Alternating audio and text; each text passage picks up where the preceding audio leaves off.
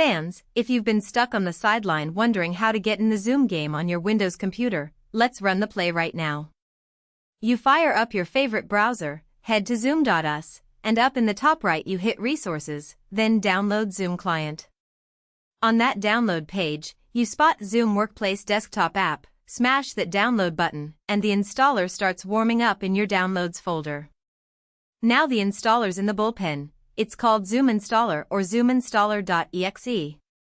Double-click it, Windows pops up asking for permission, you hit Yes, and Zoom takes the ball from there. In under a minute, the app installs and, just like a quick fast break, the Zoom sign-in screen pops right onto your desktop. Already on the roster with a Zoom account? Click Sign In, type in that email and password, and you're in the lineup. New to the team? Hit Sign Up Free, or jump in with your Google or Microsoft account. Before the real matchup, you hit the gear icon for settings. In video, you check the camera, can you see yourself, is the right device selected? Then to audio, where you test speakers and mic until everything sounds like a clean swish. Now you're game ready, click Join with a meeting ID, or New Meeting to host.